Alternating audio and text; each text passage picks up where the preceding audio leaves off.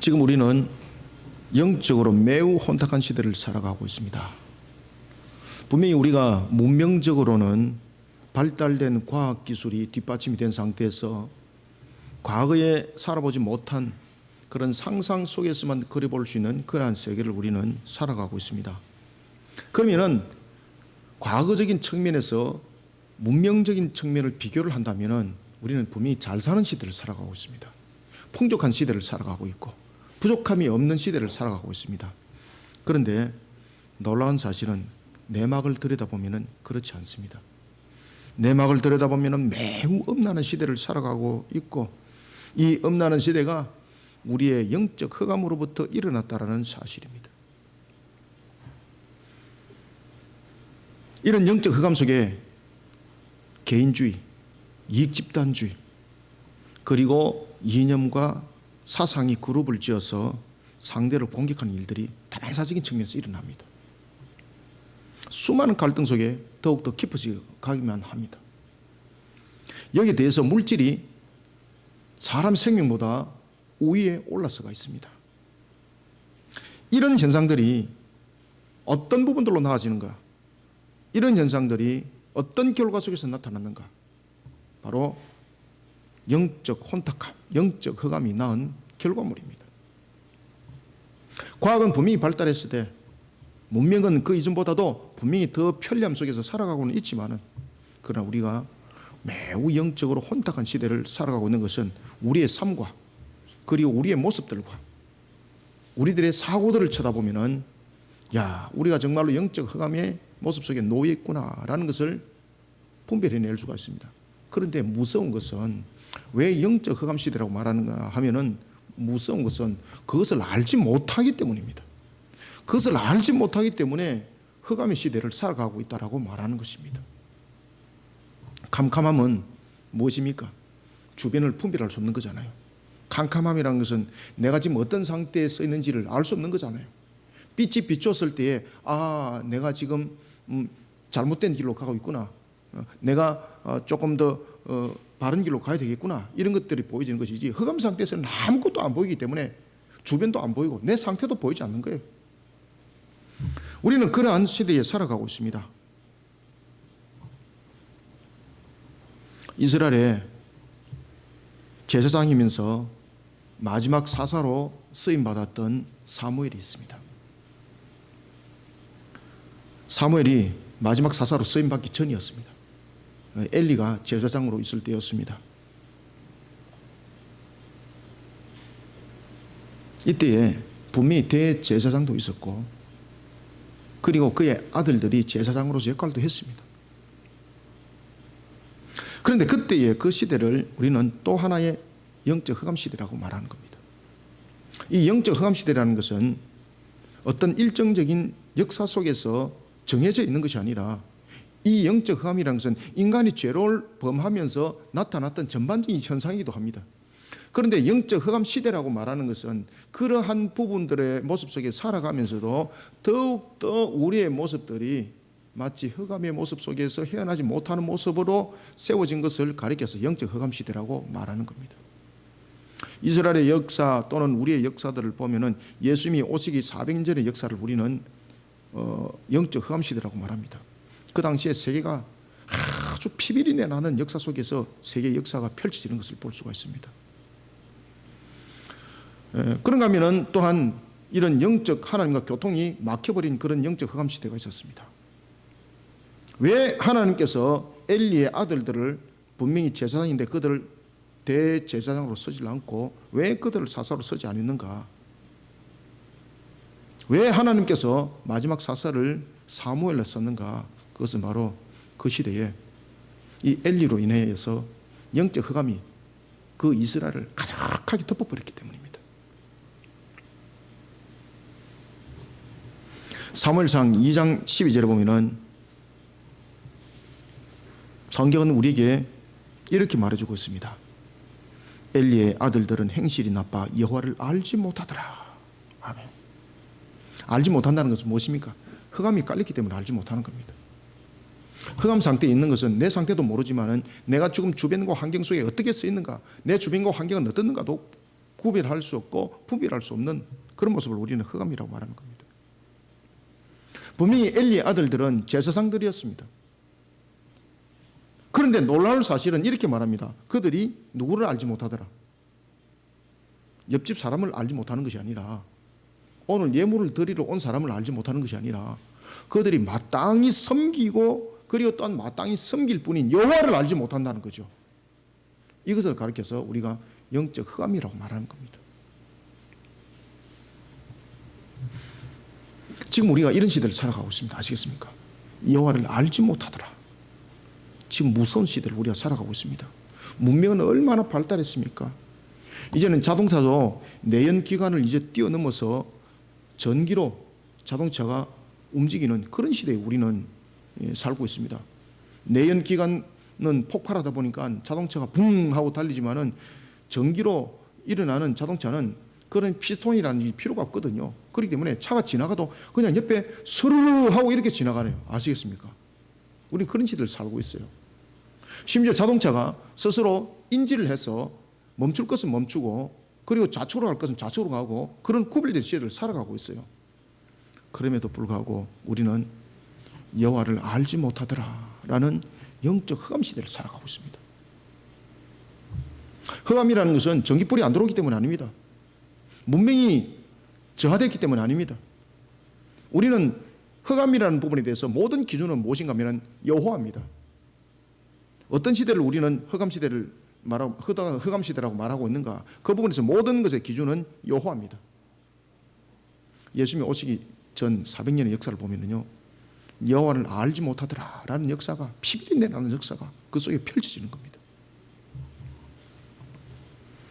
오늘 본문에 등장하고 있는 엘리 제사장 이 시대도 여호와를 알지 못하더라, 이 단어를 강조를 하고 있다는 거죠.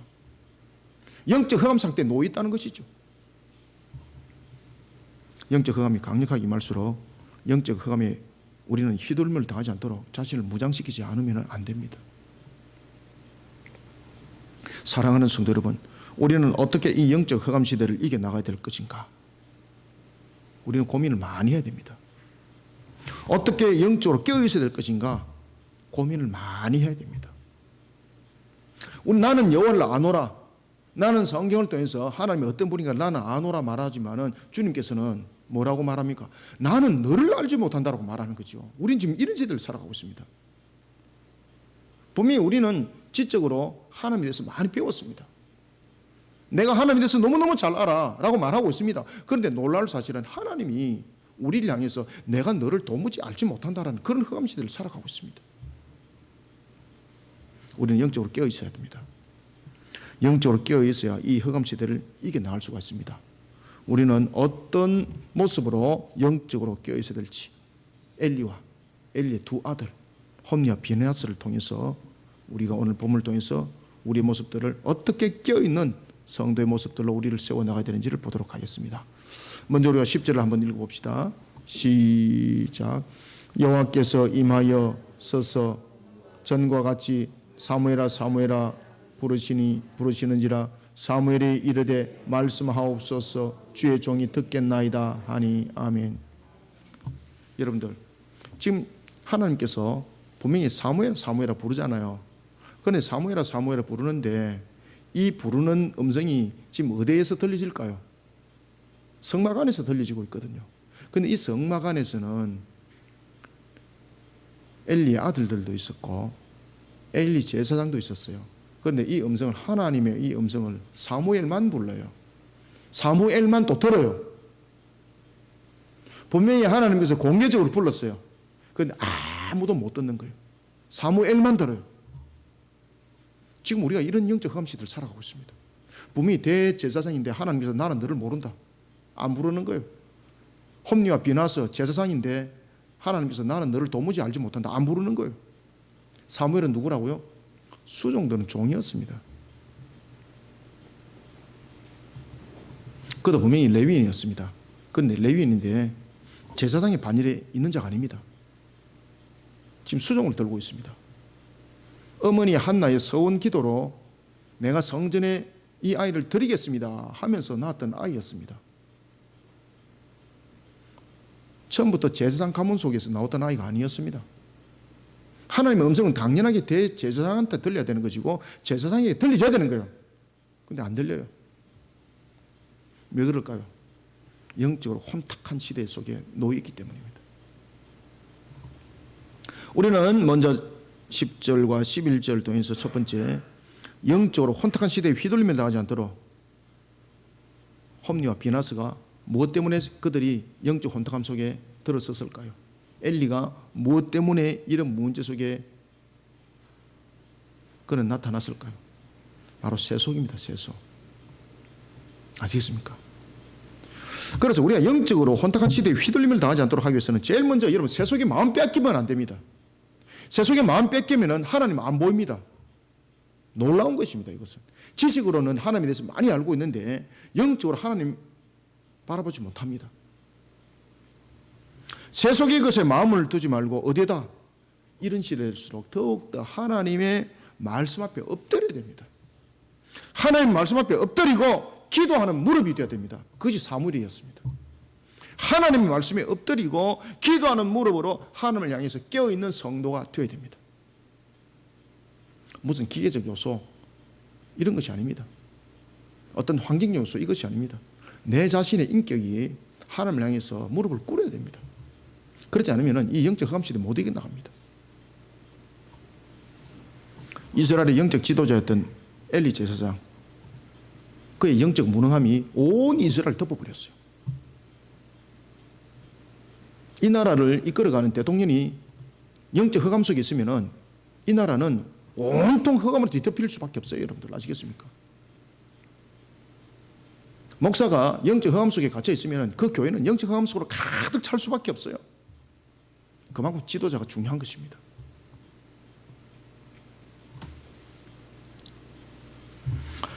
오늘 본문에 보면은 엘리 제사장이 분명히 있는데 그 부분을 통해서 하나님께서 우리에게 지금 중요한 이야기를 하고 있습니다. 분명히 그 지도자를 세운 이유는 이스라엘로 하여금 영적으로 바르게 깨어 일어날 수 있도록 이스라엘을 지도하는 측면에서 분명히 제사장을 세웠고 대제사장을 세웠는데 그들이 영적 무능 속에 빠져버렸습니다. 영적 침참 속에 빠져버렸습니다. 왜 그렇겠습니까? 세속함에 마음이 뺏겨버려서 그렇습니다. 거기다가 홈리와 비나스는 보너스였습니다. 특별 보너스. 엘리의 두 아들들은 사무엘상 2장 13절과 17절과 그리고 22절에 보면은요, 그들은 어떻게 세속의 마음이 뺏기는지를 성경이 그냥 간단하게 정리해 줍니다. 성경은 이렇게 말합니다. 그들은 하나님께 드리고자 하는 그 성물에 마음이 갔더라. 그 성물을 하나님께 드려야 될 성물인데 그 성물을 탐하였더라. 그 다음에 또 하나 대표적인 것은 성적 타락이었습니다. 여러분들, 우리가 교회 속에서 대체로 일어나는 문제들이 보면 크게 두 가지적인 측면에서 문제가 일어납니다. 하나는 무엇입니까? 물질이고 또 하나는 무엇이에요? 성적 문제입니다.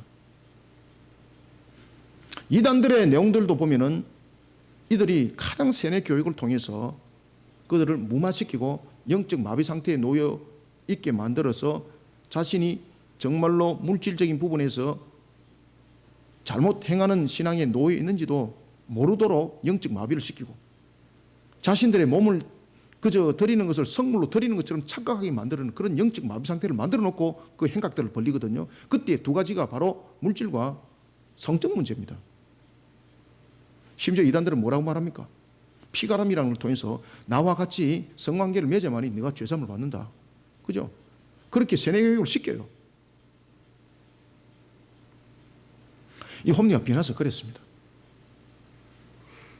성물을 탐하여서 이것은 하나님이 나에게 다 주는 것이다. 그러면서 집게로 찍어가지고 그냥 가져가 버리는 거예요.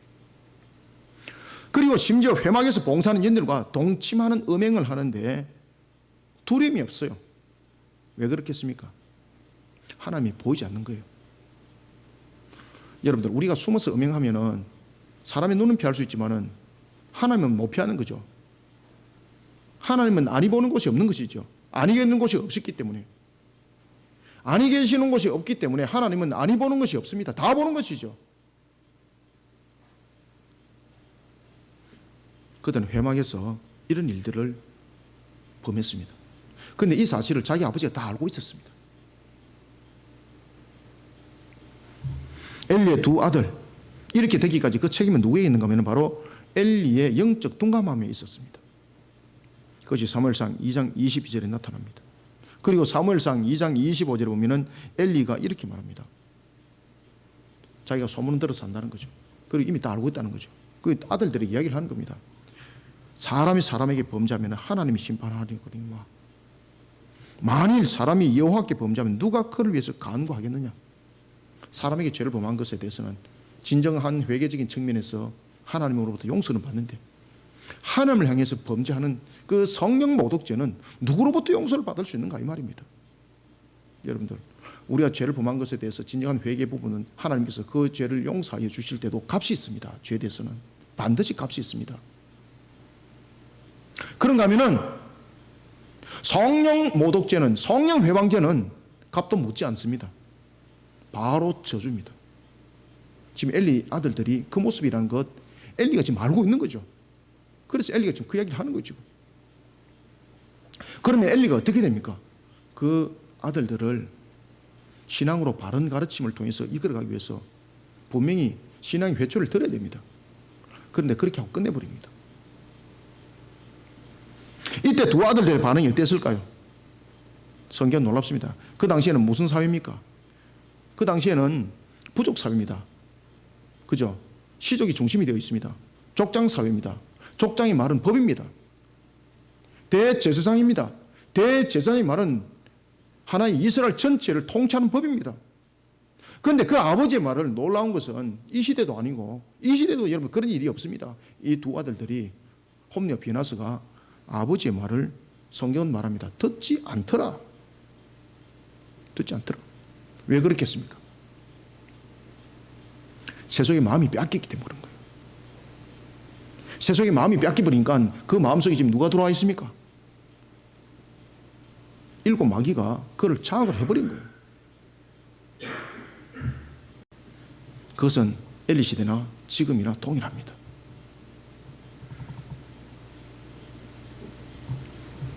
이쯤 되니까 하나님께서 더 이상 기다릴 수가 없는 거예요.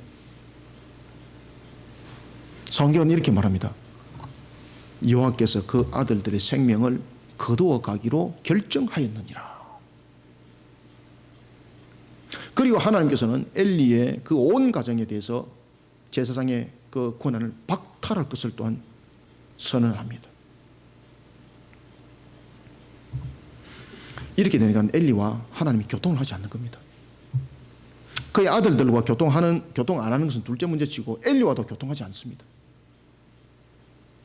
여러분, 우리가 영적으로 분명히 흑암시대를 살아가고 있습니다. 인간이 죄를 범한 이유는 모든 전 시대가 영적 혼탁함이 함께하고 있는 시대입니다. 그 가운데서도 우리가 스스로의 우리의 모습들을 이런 영적 흑암 속에서도 우리를 밝히는 자들이 있습니다. 그리고 또한 밝게 합니다. 그것이 사무엘을 통해서 이야기를 하고 있는 겁니다. 사무엘은 그러면은 어떻게 해서 하나님의 음성을 들었을까 궁금하잖아요. 여러분들 아시겠습니까? 성경은 우리에게 증거해 주고 있습니다. 홈리와 비나스와 함께 하지 않습니다. 분명히 그는 엘리의 수종되는 자였습니다. 그런데 하나님께서 사무엘을 통해서만 말합니다. 그런데 사무엘만 통해서 말하는 것이 아니라 사무엘에게만 들려지는 겁니다. 지금 이 이야기는 사무엘에게만 말하는 것이 아니라 지금 공개적으로 주님께서 말씀을 하셨는데 하나님께서 말씀하셨는데 엘리에게 안 들려지는 겁니다. 그래서 엘리가 나중에 사무엘에게 물어보잖아요. 사무엘아, 하나님 네게 뭐라고 말씀하셨냐? 왜? 자기에게는 안 들리지니까. 여러분, 사무엘을 한번 돌아보십시오. 사무엘은 어떻게 하여서 낳은 아이였습니까? 바로 그의 어머니 한나가 하나님께 서원 기도하고 낳은 아이였습니다. 그리고 그의 어머니가 서원 기도하고 내가 이 아이를 하나님께 드리겠습니다 라고 기도하면서 그 약속을 그대로 지켜나갔던 아이였습니다. 그때에 이 한나는 그저 자신이 서원한 대로 자녀를 그저 하나님의 전에 그냥 던져버리듯이 버리는 것이 아니었습니다. 성경을 보십시오. 분명히 이런 상태에서 사무엘은 엘리의 수종을 드는 자로서 그는 충성된 종의 길들을 걸어갑니다. 그때에 한나는 이 아이를 위해서 기도합니다. 매년마다 절기에 찾아옵니다. 잊지 않습니다. 그저 던져버리는 아이가 아니었습니다. 그저 내가 하나님께 서원했기 때문에 그 서원대로 이 아이를 바칠 것이야 라고 말하면서 바치면서 끝낸 것이 아니었습니다. 이 아이를 위해서 기도하고 있었습니다. 그런 어머니의 기도를 사무엘이 닮아가는 거예요. 늘 하나님의 말씀을 가까이 합니다. 사무엘이 이것을 닮아가는 거예요. 그래서 사무엘이 홈리와 비나스와 함께하지 않습니다. 분명히 엘리에 수종되는 자였습니다. 그러면 홈리와 비나스와 매우 가까울 수가 있습니다. 그들과 같은 배를 탈 수가 있습니다. 그런데 같은 배를 타지 않습니다. 거기에는 무엇이 주요 요건으로 작용을 했겠습니까? 바로 말씀과 기도입니다. 그 시대에 분명히 영적으로 혼탁한 시대, 그리고 영적으로 혼탁한 시대는 그 시대만이 아니라 인간이 죄를 범한 이후에 모든 시대가 영적으로 혼탁한 시대입니다. 그 중에서 특히 흑암 시대가 있습니다. 그렇지만 그 흑암 시대도 하나님과 교통하는 자가 있었다는 겁니다. 그가 사무엘이었습니다.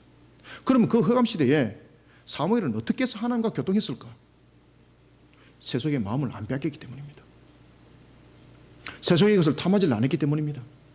그는 하나님의 말씀 앞에 엎드렸고 하나님 앞에 기도하는 자였습니다. 그러니 그 흑암이 사무엘을 다스릴 수가 없었던 겁니다. 우리가 이 시대도 마찬가지입니다. 문명 발달 시대, 모든 환경들이 얼마나 살기 좋게 조성되어 있습니까? 그렇지만 우리는 흑암 시대를 살아가고 있습니다. 사람 죽이기를 그저 파리처럼 그냥 생각하고 있는 그런 시대. 얼마나 무서운 시대를 살아가고 있습니까? 이 부분들이 하나님을 두려워하지 아니하는 그런 영적 흑암에 사로잡힌 자들의 행각입니다. 전부 다. 이 시대에 이런 영적 흑암을 밝히는 것은 법과 제도를 강화시키는 것이 아닙니다. 신앙으로 바르게 일깨워야 합니다. 저는 대통령이 성경을 가지고 고백하는 대통령이 저는 되기를 원합니다. 우리나라 국회의사당이 싸움질하고 편가름이 아니라 성경을 올려놓고 고백하는 국회의사당이 되기를 원합니다. 우리나라의 사법을 다루는 판사와 검사에 있는 그 사법기관들이 눈 가린 것을 이렇게 해갖고 저울 들고 있는 가짜 이런 동상 세워놓지 말고 겉으로는 눈을 가렸지만 속으로는 어떻게 하고 있습니까? 눈 다 뜨고 다 보고 있다니까요. 그런 가짜 내려놓고 진짜의 정의와 공의의 성경책이 우리나라 법정에 올려져야 합니다. 이래야만이 우리의 흑암이 거둬지는 것입니다.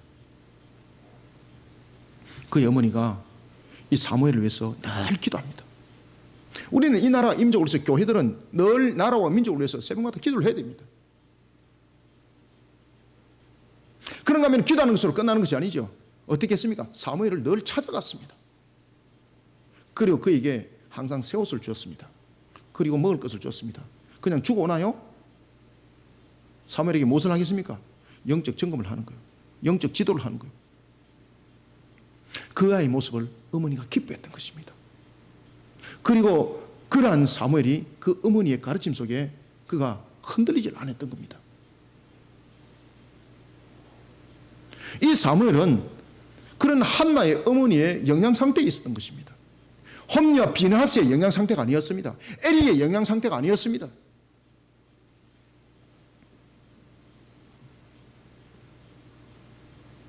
그런 사무엘에게 하나님께서 엘리의 집안에 큰 심판이 임할 것을 말씀을 합니다. 10절, 11절 두 절을 읽습니다. 시작. 여호와께서 임하여 서서 전과 같이 사무엘아 사무엘아 부르시는지라 사무엘이 이르되 말씀하옵소서 주의 종이 듣겠나이다 하니 여호와께서 사무엘에게 이르시되 보라 내가 이스라엘 중에 한 일을 행하리니 그것을 듣는 자마다 두 귀가 울리리라. 아멘. 이 두 귀가 울린다는 것은 앞으로 엄청난 사건이 터진다는 겁니다.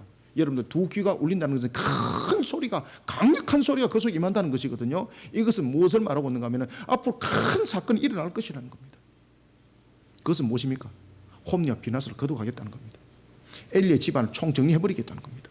왜 그런가 하면 그들로 인해서 나라의 영적 흑암이 임했거든요. 여러분들 다스리는 지도자가 영적 흑암 상태에 놓여 있으면요, 하나님이 거둬가버립니다.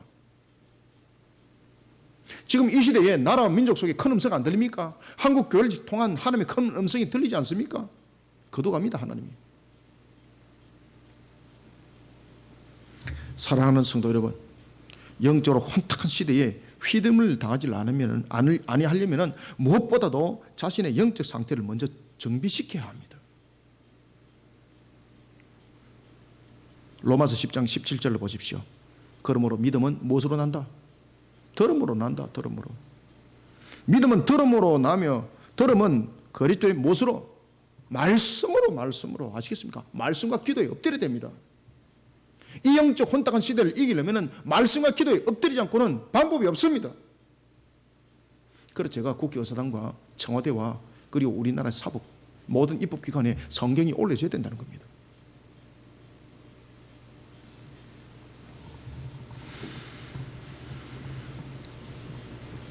로마서 10장 17절이 이와 같이 우리에게 말씀에 대해서 말했다면 마태복음 26장 41절은 뭐라고 말하고 있습니까? 시험에 들지 않기 위해서 어떻게 하라? 깨워서 기도하라. 깨워서 기도하라. 말씀과 기도입니다. 말씀과 기도는 우리를 영적으로 무장시켜주는 마귀를 향한 강력한 무기입니다. 그래서 여러분들 하나님의 전신갑주가 어떻게 형성됩니까? 복음의 신을 신게 하시되 진리의 띠를 뜨게 하시고 의의 흉배를 치게 하시고 무엇을 듭니까? 믿음의 방패를 들고 구원의 투구를 쓰고 말씀의 성령의 검을 들라는 거예요. 여러분 아시겠습니까? 자신의 영적인 무장을 풀어버리면 자신에게 찾아오는 것은 엘리 제사장의 두 아들 모습처럼 7 귀신이 세속적인 것을 가지고 여러분들에게 파고 들어옵니다. 영적 무장하셔야 됩니다. 영적 무장을 하지 않으면 세속 것을 거부할 수 있는 내 속에 능력 안 나타납니다. 갖다 주면 그냥 덥석덥석 받아 먹기만 합니다. 이야, 이거 맛있네, 이거 좋네. 그 속에 마귀의 종로로 타는 겁니다. 이제는 누가복음 11장 26절도 여기에 대해서 증거하고 있습니다. 이미. 사랑하는 성도 여러분, 영적으로 혼탁한 시대를 이겨내려면 엘리처럼이 아니라 홈리와 비나스처럼이 아니라 사무엘처럼 해야 됩니다. 사무엘처럼 세속의 것에 마음을 뺏기지 않아야 됩니다. 하나님의 말씀에 엎드려야 됩니다. 기도하는 무릎이 있어야 됩니다. 그리고 한나와 같이 함께 기도하는 영적 동력의 울타리가 있어야 합니다. 이것이 이 시대에 필요한 것입니다. 이런 영적 울타리를 만들어가는 우리 모두가 되기를 소원합니다. 그 다음에 두 번째, 우리가 어떻게 영적으로 깨어 있어야 되겠는가? 12절을 함께 읽습니다. 시작. 내가 엘리야의 집에 대하여 말한 것을 처음부터 끝까지 그날에 그에게 다 이루리라. 아멘. 엘리 집에 이제 하는 이야기 전부 다 그대로 다 이루겠다는 겁니다. 지금 이 음성은 이 시대를 향한 우리의 여러분들 음성입니다. 그때 하나님께서 이렇게 말씀하셨지, 그게 아니고 하나님의 시간 개념은 우리와 개념이 다릅니다. 그래서 하나님께서 십계명의 말씀에 두 돌판을 새겨주면서 절대 변함이 없다는 거예요. 하나님의 말씀은 시절에 따라서 변하는 그런 세미나의 말씀이 아닙니다. 세미나는 여러분 시대에 따라 다른 거잖아요. 그렇지만 하나님의 말씀은 시절과 시대와 관계없이 언제나 동일하신 말씀이십니다. 우리는 12절과 13절을 통해서 두 번째를 깨달아야 됩니다. 그것은 뭔가 하면 불신앙의 요소를 키우면 안 됩니다. 불신앙의 두 번째는 12절부터 13절입니다. 불신앙의 요소를 키워나가지 않도록 어떻게 해야 될까요? 영적으로 바르게 지도하고 이끌어가는 영적으로 건강한 공동체, 이 공동체는 가정 공동체, 교회 공동체, 사회 공동체 모든 것을 다 포함하는 것입니다. 영적으로 바르게 지도해야 됩니다. 이끌어 가야 합니다. 지도하고 이끌어가는 데는 수고함이 있습니다. 그 수고함을 회피하게 되면 영적 흑암 반드시 오게 됩니다. 아이고 저놈은 가르치도 안 되고 안 되네. 저거는 무쇠바위야. 여러분들 하염없이 굽여 흘러내리는 물방울 하나가 바위 뚫는 거 보셨습니까? 우리가 눈으로 볼 때 그 바위는 우리는 불가능을 말하잖아요. 물방울로서 어떻게 저 바위를 뚫을 수 있는 것인가? 그런데 하염없이 떨어졌던 그 물방울이 바위를 뚫습니다. 하루 이틀 만인가요? 1년, 2년 만인가요? 100년, 200년 만인가요? 수많은 역사 속에서 같은 장소에 계속 떨어지니까 그 바위가 구멍이 나더라. 가르치면 수고가 있어야 돼요. 이끌어가는 데는 수고함이 있어야 돼요. 이런 수고함으로 영적으로 건강한 공동체를 만들어가고 세워나가는 일에 앞장서는 영적으로 깨어있는 성도가 되어야 합니다. 그러지 않으면 이 흑암시대 못 이겨나갑니다. 하나님께서는 두 기가 진동하도록 강력한 심판이 엘리의 가정 위에 일어날 것을 사무엘에게 들려줍니다. 하나님께서는 이런 일이 일어나게 된 원인과 그 이유를 사무엘에게 또한 알려줍니다. 왜? 무엇 때문에? 사무엘아, 내가 왜 저들을 심판하는지 내가 이야기해 줄게. 네가 이야기 듣고 저들의 당하는 모습을 고소하게 얘기해라. 이게 아닙니다. 하나님께서 여러분 항상 기억하셔야 됩니다. 하나님께서 사무엘에게 이런 이야기를 주는 것은 사무엘 너도 그렇게 될 수 있다는 것입니다. 오늘 이 말씀을 주는 것은 오늘 우리를 향해서 우리가 그렇게 될 수 있다는 겁니다. 아 그렇지, 홈리가 변해서 참 나쁜 놈이네, 이게 아닙니다. 너희들도 그렇게 될 수 있다는 것을 인지하라는 겁니다.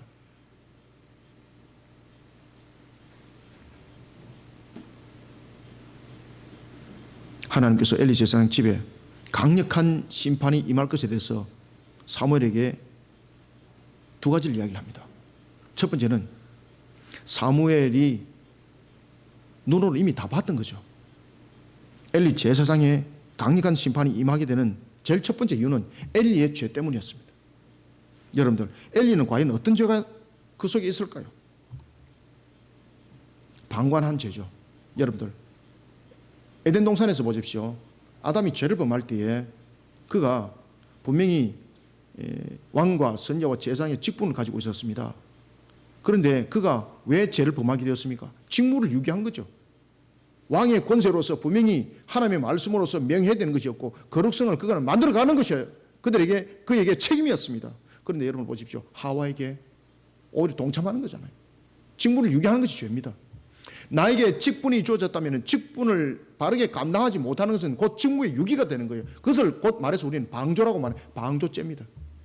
매우 심각한 죄인 거죠. 나는 그런 죄를 범하지 않았어요 라는 것이 아닙니다. 동일하게 그 죄값이 있는 겁니다. 엘리 죄는 바로 그 죄였습니다. 분명히 제사장으로서의 그 직분에 주어진 그 직무를 감당해야 되는데 에덴 동산에서 아담이 범했던 그 죄의 모습처럼 분명히 자신의 직무는 있는데 그 직무를 감당하지 않은 방조죄, 직무유기죄, 그가 엄청난 죄인 것입니다. 왜냐하면 직분자는 직분을 바르게 해야 되는 것이거든요. 그 직무를 유기한 죄는 엄청난 죄인 거예요. 그래서 하나님께서 그 죄값을 딱 묻는 거예요. 죄는 반드시 값이 있습니다. 무서운 것은. 그는 아들들이 무슨 죄를 범한지 이미 소문을 듣고 다 알았습니다. 그래서 아들들을 다 불렀잖아요. 그런데 말하고 끝내더라. 아이에게 강력한 징계가 갔어야 되는 것이었습니다. 에덴 동산에서 그 일들이 일어났잖아요. 영적으로 바르게 이끌어가지 못하는 직무유기를 했습니다. 그러다 보니까 이스라엘 전체가 흑암 속에 가둬버린 거예요. 두 번째는 아들들의 죄였습니다. 하나님께서는 이렇게 증가하고 있습니다. 이들은 죄를 자청하되 금하지 아니하였더라. 아멘. 죄를 자청했다는 거죠. 엘리의 아들들은 분명히 제사장의 직분이었습니다. 그럼에도 불구하고 그들은 하나님을 모독하는 행위를 서슴지 않았다는 겁니다. 그래서 죄를 자청했다고 말하는 겁니다. 죄가 무엇인지 이미 다 알고 있는 거죠. 이들의 죄는 여러분 무엇이겠습니까? 하나님을 경멸한 죄입니다. 우리가 여러분 열왕기에 보면은 열왕기하 19장 35절부터 37절에 보면은 하나님을 강력하게 경멸했던 이방인이 있었습니다. 하나님을 경멸하는 자는 이방인이든 유대인이든 하나님으로부터 용서받지 못했습니다. 아수르의 사네림이 군대를 이끌고 왔습니다. 강력하게 이스라엘 앞에 그들은 섰습니다. 그들 앞에 이스라엘은 그저 밟히는 개미 불과했습니다. 그저 그냥 찢어버리면 되는 그냥 종이 불과했습니다. 조롱하는 거죠. 그러면서 어떻게 조롱하는가? 그들의 신을 조롱하는 거죠. 여호와 하나님을 조롱하기 시작합니다. 경멸하기 시작합니다. 하나님께서 그걸 다 듣는 거죠. 그날 밤이었습니다. 그렇게 하나님을 경멸하고 하나님을 조롱하던 그날 밤이었습니다. 새벽이었습니다. 18만 5천이 총 정리되어 버렸습니다. 다 죽어버린 거예요. 사내림이 그것을 본 겁니다. 호미백산하고 도망갑니다. 그런데 호미백산하고 도망갔는데 그는요 자신의 나라에서 자신의 아들이 일으켰던 반란에 의해서 죽어버립니다. 하나님이 총 정리 다 해버립니다.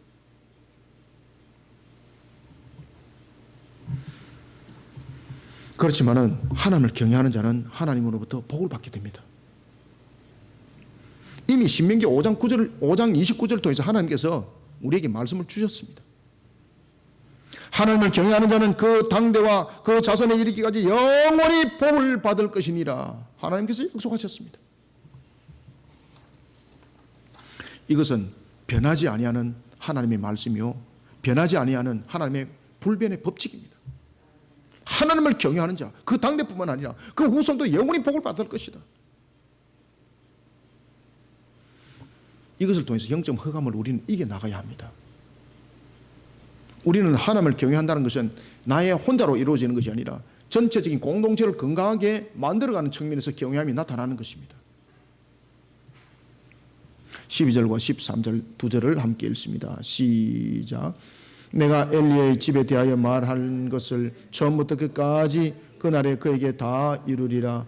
내가 그의 집을 영원토록 심판하겠다고 그에게 말한 것은 그가 아는 죄 때문이니 이는 그가 자기의 아들들이 저주를 자청하되 금하지 아니하였음이니라. 아멘. 여러분 어떤 분이 이런 이야기 하잖아요. 그래 하나님 살아계시면은 그러면은 알아서 하세요. 뭐 거둬가시든지 그죠? 겁이 없는 거죠. 살아계신 하나님을 모르는 거죠. 하나님께서 총정리해 가십니다.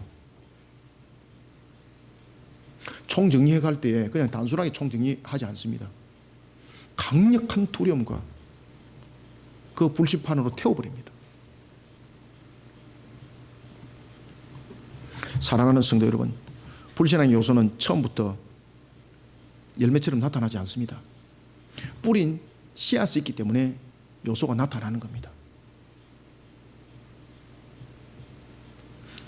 뿌리지 못하도록 해야 되고 뿌린 것이 있으면 걷어내는 수고가 있어야 됩니다. 그래서 우리는 건강한 공동체를 만들기 위해서는 항상 가르쳐야 합니다. 바르게. 항상 바른 말씀과 바른 교리로 가르쳐야 되는 것이었고 그리고 항상 기도하는 무릎이 되도록 가르쳐야 되는 것이었습니다. 이것은 가정과 그리고 교회 공동체와 사회 공동체와 온 나라 공동체에 동일하게 일어나야 될 상황들입니다. 저는 우리나라를 바르게 세워나가고 우리나라와 민족을 바르게 이끌어 나가는 길은 청와대와 대통령이 비롯한 위정자들이 하나님의 말씀 앞에 엎드리는 바로 그 신앙입니다. 남과 북에 대한 문제는 여러분 핵에 대한 문제는 다른 문제로 해결되지 않습니다. 바보 멍청입니까? 핵을 포기하게? 10억 달러가 아니라 100조 달러를 주보십시오. 핵 포기하는가? 안 합니다. 바보 멍청이 안다면은 바로 십자가입니다. 하나님의 말씀으로 그들을 하나를 이루도록 하나님 안에서 한 형제 한 자매가 되도록 해야 되는 것입니다. 그리고 십자 신앙으로 동임할 때에 우리는 그 핵으로부터 안전해지는 겁니다. 이 방법 외에는 없습니다. 그런데 흑암에 가려 있다 보니까 멍청한 짓만 하고 앉아가 있는 거예요. 제가 좀 비유적인 측면으로 말씀드린다면 문을 잘못 열고 있는 거예요. 무슨 뜻인가 아십니까? 문씨가 문을 잘못 열고 있는 거예요. 하나님을 향해서 문을 열어야 돼요. 하나님을 향해서 문을 열어야 돼요. 여러분들 아시겠습니까? 가정과 교회 공동체는 불신앙의 요소가 키워나가지 않도록 영적으로 바르게 지도하고 이끌어가는 일에 게으르지 않아야 합니다. 그래서 주일학교가 참 중요합니다. 그래서 제가 오늘 두 분을 불러온 거예요. 제가 너무나도 감사했어. 저희 주일학교가 코로나로 인해서 무너짐을 당했는데 몸부림을 치면서 이렇게 오잖아요. 하나님 기억을 다 하시는 거예요. 이것이 이 시대를 밝혀나가는 빛입니다. 여러분들 아시겠습니까? 저도 목사가 되기까지 그 과정이 주일학교부터 시작됐습니다. 저희 가정은 불신 가정입니다. 저희 아버지의 모든 형제, 팔남매 모든 형제를 통틀어서 최초로 예수 믿은 사람이 제입니다. 아시겠습니까? 그리고 우리 집안의 유일한 목사입니다. 제가. 하나님이 그렇게 시작하게 하셨어요. 저는 처음에 교회 가는 것을 다 숨겼어요. 제가 어릴 때 그 당시만 해도 그저 교회 가면은 집안을 망해뜨리게 만든다는 그런 부분들이 너무나도 사람들 속에 인지가 되어 있었기 때문에 그냥 혼자서 숨겨서 그냥 주일학교 간 거예요. 저는. 그리고 난 뒤에 1년 만에 들켰습니다. 저는 맞아 죽는 줄 알았습니다. 야, 드디어 순교의 날이 다가왔구나. 그런데 놀라운 사실은 저희 어머니가 교회 가라고 그러더라고요. 온 집안은 절간에 가는데. 여러분, 가정과 교회 그리고 사회와 나라 공동체, 이 불신앙 요소가 키워나가고 있는 이런 부분들 영적으로 바르게 이끌어 나가는 그런 가르치고 지도함이 매우 중요합니다. 여기에 대해서 우리는 게으르지 않아야 합니다. 바르게 이끌어가는데 게으르지 않아야 됩니다. 힘을 다해야 됩니다. 열심을 다해야 됩니다. 여기에 대해서 분명해야 됩니다. 여러분, 수레바퀴가 녹이 슬었습니다. 짐이 가득 찼습니다. 녹이 슬은 수레바퀴에다가 짐을 가득 실어놓고 끌고 가니까 수레가 안 움직이는 겁니다. 그러면 뭐라고 욕합니까? 이런 더러운 수레가 있나? 이 끈이 갖다 버릴 수도 없고 이 갖다 치워버릴 수도 없고. 여러분, 운전하는 사람이 잘못된 거예요. 수레가 이미 녹이 났습니다. 그러면 어떻게 됩니까? 시간이 걸리더라도 수레에 바퀴에 기름을 치고 녹을 닦아내야 됩니다. 그 순수가 있는 겁니다. 그리고 난 뒤에 짐을 올려놓으면요 얼마나 수월하게 가는지 모릅니다. 마찬가지입니다. 우리는 가정의 공동체, 교회 공동체, 사회 공동체, 나라의 공동체 요소적인 부분에 있는 그런 더러운 찌기들을 닦아내야 합니다. 그것이 무엇입니까? 그것이 영적으로 깨어나는 것인데 그 방법은 하나님의 말씀과 기도밖에 없습니다. 하나님의 말씀 속에 우리가 정의와 공의가 있습니다. 기도 속에 하나님의 영이 우리를 충만하게 만들어줍니다. 이런 모습이 나라 위에 세워지면요 나라가 건강해집니다. 그 어느 누구도 이 나라를 침범하지 못합니다. 바퀴에 기름칠도 안 하고 수리도 안 하고 짐을 끌고 가려고 그러니까 끌고 가는 사람도 힘들고 옆에서 보는 사람도 힘들고 다 힘든 거예요. 전부 다. 그렇게 해서 무슨 새 노래 부릅니까? 새 노래 놓습니까? 끌고 오면서 욕만 놓지. 새 노래 부르는 교회와 성도가 되려면요 스스로 잘못된 것을 고쳐 나가야 됩니다. 남이 고쳐주는 것도 있지만 자신이 고쳐야 됩니다. 함께 고쳐야 됩니다. 이런 속에 불신앙의 요새를 키워나가지 않도록 영적으로 바르게 세워나가는 일에 지도하고 가르치는 일에 모든 공동체들이 끊임없이 세워져 나갈 때에 그 속에 하나님의 은혜가 임합니다. 반드시 하나님의 은혜가 임하게 되어 있습니다. 하나님이 도우십니다. 하나님이. 영적으로 건강한 공동체를 만들어가고 세워나가는 일에 앞장서는 영적으로 깨어있는 우리 모두가 되기를 소원합니다. 그 다음에 세 번째 마지막으로 14절을 한번 읽습니다. 시작. 그러므로 내가 엘리의 집에 대하여 맹세하기를 엘리 집의 죄악은 제물로나 예물로나 영원히 속잠을 받지 못하리라 하였노라 하셨더라. 아멘. 마지막으로 하나님으로부터 나는 너를 도무지 알지 못하노라 라는 음성이 들리지 않도록 경건한 신앙으로 자신을 하나님 앞에 세워나가기를 또한 힘쓰고 애쓰는 깨어있는 영적 성도들이 되시길 바랍니다. 엘리 제사장의 온 집안을 향한 하나님의 진노 너무나도 강력했습니다. 그래서 두기가 진동한다고 합니다. 두기가 진동할 정도로 강력하게 임한다는 겁니다. 그런데 여러분 보십시오. 분명히 레위기에도 인간이다 보니까 허물이 있습니다. 그래서 하나님께서 레위기에 보면은 제사장들에게 대해서 속죄에 대한 부분들 말씀을 이미 주고 있습니다. 그런데 오늘 본문에 보면은 그들에게는 더 이상 속죄 길이 없다고 말하고 있습니다. 뭐 때문에 그럴까요? 무슨 이유 때문에 그럴까요? 분명히 레위기 4장 3절부터 12절에 보면은 제사장이 죄를 범하게 되면은 백성이 허물이 되잖아요. 그러면 그 허물에 대해서 레위기 4장 3절부터 12절에 보면은 제사장이 그 속죄를 할 수 있는 법이 있었어요.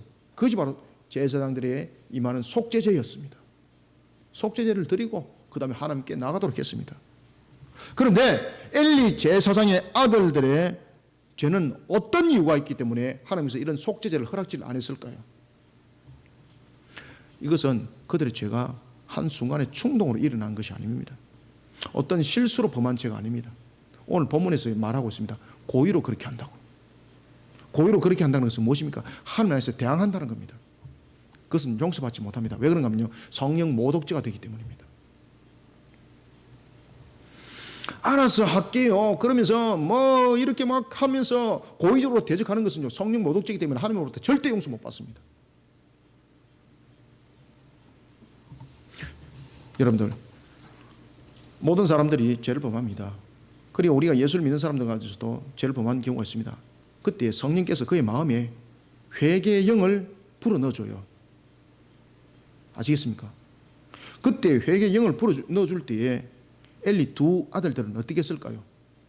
오늘 본문에 보면 그 이야기를 하고 있습니다. 그들은 죄를 알면서도 그 죄를 거부하지 않았더라. 다시 말하면 성령께서 그들의 마음을 통해서 회개하도록 그들의 마음을 움직였습니다. 그런데 그걸 거부를 해버리는 거예요. 이것이 성령 모독죄입니다. 성령께서 그들의 마음을 움직였습니다. 심령을 움직였습니다. 그런데 그들이 고의로 지금 죄를 범하는 겁니다. 회개하도록 그 길들을 열어줬는데 그것을 거부해버리는 것, 이것을 성령 모독을 하는 그런 죄가 되는 것입니다. 마태복음 12장 31절에서 주님께서 말씀하십니다. 그러므로 내가 너희에게 이르노니 사람에 대한 모든 죄와 모독은 사함을 얻되 성령을 모독하는 것은 사함을 얻지 못하니라. 아멘. 성령께서 두 아들에게 회개 마음으로 움직였지만은 이들은 이것을 고의로 거부했습니다. 성령을 모독한 죄를 범한 겁니다. 하나님 해볼 때만 해보세요. 그죠? 그냥 막무가내죠. 그러니까 하나님께서 총정리해버리는 거예요. 그냥 총정리할 때 그냥 총정리하지 않습니다. 그의 온 가족을 함께 총정리 다 해버립니다. 그래서 엘리 제사장은 의자에 앉은 채로 목이 꺾여 죽습니다. 제사장의 아내는 해산하다가 죽습니다. 고통 속에 죽습니다. 온 가족이 그냥 총정리돼 버린 겁니다.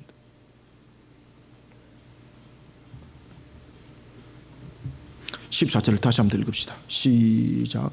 그러므로 내가 엘리의 집에 대하여 맹세하기를 엘리 집의 죄악은 제물로나 예물로나 영원히 속죄함을 받지 못하리라 하였노라 하셨더라. 아멘. 아시겠습니까?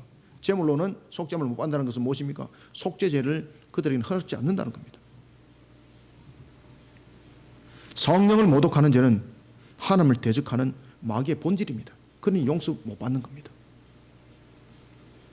이것은 어떤 모습으로도 하나님으로부터 용서받지 못합니다.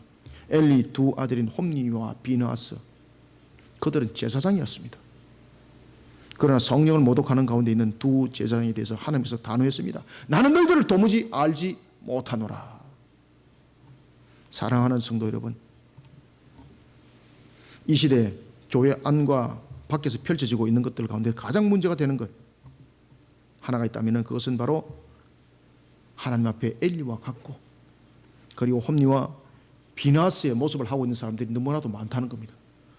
그런데 더 중요한 것은 그 상태를 모르고 있다는 겁니다. 그래서 흑암 시대라고 말하고 있는 겁니다. 살아계신 하나님을 보지 못할 뿐만 아니라 하나님을 두려워하지 않습니다.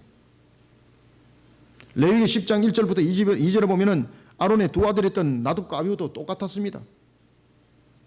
하나님 앞에 두려움이 없었습니다. 하나님 앞에 경건이 없었습니다. 도저히 발견할 수 없었습니다. 그들은 하나님 앞에 세속적인 방법으로 다른 불을 들고 나갔습니다. 하나님께서 그들을 전부 다 불태워 죽여버리는 거예요. 불태워서 그도 가버리는 거예요. 하나님으로부터 용서받지 못했습니다. 사랑하는 성도 여러분, 하나님으로부터 나는 너를 도무지 알지 못하노라라는 음성이 들리지 않아야 합니다.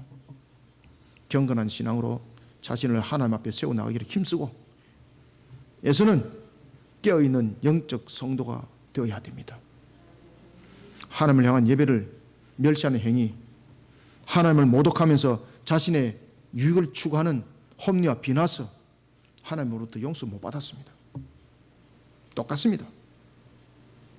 경건한 신앙으로 자신을 하나님 앞에 세워나가는 힘쓰고 애쓰는 깨어있는 영적 성도가 되기를 소원합니다.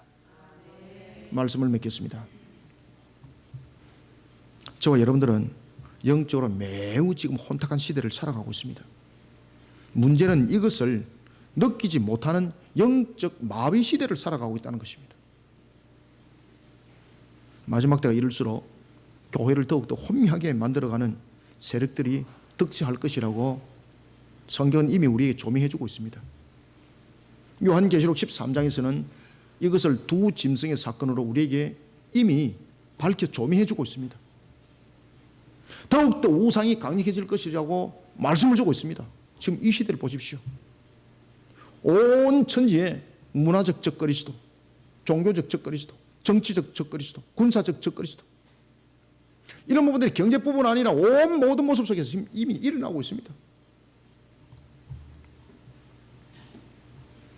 사무엘은 영적으로 혼탁한 시대에 그는 하나님으로부터 부름을 받았습니다. 그는 홈리와 비나스처럼 세속의 것을 탐하지 않았습니다. 그리고 자신의 위치를, 자신의 유익을 구한 위치로 삼지 않았습니다. 하나님 앞에 범죄하는 것을 가볍게 여기지 않았습니다. 하나님 앞에 범죄하는 것을 두려워했습니다. 사랑하는 성도 여러분, 영적으로 깨어있지 않으면 불신앙의 요소들이 우리를 넘어뜨리려고 우는 사자처럼 우리를 삼키려고 항상 기회를 엿보고 있다는 것을 자각하셔야 됩니다. 이것은 남의 일이 아닙니다. 남의 이야기가 아닙니다. 저와 여러분들의 이야기입니다. 우리는 강력한 영적 흑암 시대, 아니 영적 마비 시대를 살아가고 있습니다. 깨어있는 영적 성도가 되어야 됩니다. 불신앙의 요소를 제거하지 않으면 영적으로 바르게 못 씁니다. 불신의 요소를 항상 끌어내야 됩니다. 끌어내는데 왜 아픔이 없겠습니까? 그래서 인내하라 그러잖아요. 그래서 십자가를 지라 그러잖아요. 영적으로 또한 바르게 가르치는데 힘써야 됩니다. 밭을 일구는데 어찌 땀을 안 흘리고 밭을 일굴 수가 있습니까? 열매만 보고 남의 열매를 보고 탐하지 마십시오. 그 열매가 있기까지는, 좋은 열매가 있기까지는 그만큼 많은 땀을 흘렸다는 것입니다. 불신앙의 요소를 키워나가지 않도록 영적으로 우리는 바르게 지도하고 이끌어가면서 영적으로 건강한 공동체를 만들어가고 세워나가는 일에 앞장서야 됩니다. 이 일들을 위해서 항상 깨어있는 저와 여러분들이 되시길 소망합니다.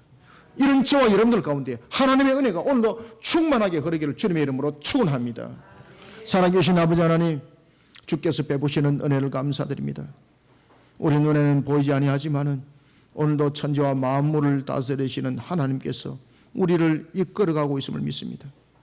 이런 영적 흑암 시대에 우리는 그저 단순한 영적 흑암만을 말하는 것이 아니라 영적 마비가 함께 일어나고 있는 시대라는 것을 직시하고 그저 다른 것을 탓하고 핑계와 원인만 돌리는 자들이 되지 아니하고 사무엘처럼, 그리고 또한 한나처럼 하나님 앞에 자신을 바르게 세워나가는 그러한 영적으로 깨어있는 자들이 되게 하여 주옵소서. 말씀과 기도가 없이, 그리고 또한 인내하는 십자가 신앙이 없이 어찌 영적으로 이 흑암의 시대를 이겨나갈 수 있겠습니까? 수고하지 아니하고 밭을 어찌 일구고 열매를 맺을 수가 있겠습니까? 이 또한 수고하지 아니하려고 하고, 그리고 또한 밭을 일구는 노력을 하지 아니하려고 하는 것 또한 영적 흑암과 마비 상태 속에서 나타나는 영향이니 우리는 이런 속에 넘어짐을 당하지 아니하도록 강건하게 붙잡아 주시고 오늘도 주신 말씀으로 우리를 새롭게 일구어 가게 도와주시옵소서. 하나님, 오늘 주신 말씀이 우리에게 열려지는 에바다 하늘의 말씀이 되게 하여 주옵소서. 오늘도 우리의 영을 일깨우는 에바다 하나님의 말씀이 되게 하여 주옵소서. 주신 말씀으로 우리의 영이 깨달음을, 그리고 또한 주신 말씀으로 우리의 영이 새로움을, 우리의 영이 전신갑주를 입고 강건한 공동체를 세워나가 나라와 민족도 하나님 앞에 부끄러움이 없는 모습들로 세워나가기를 소망합니다. 이런 속에 새 노래 부르는 교회로서, 새 노래 부르는 성도로서의 사역을 힘있게 일구어 가고자 하오니 주님 오늘도 주신 말씀으로 우리를 일으켜 세워 전신갑주 되게 하여 주옵소서. 예수님의 이름으로 기도드립나이다. 아멘.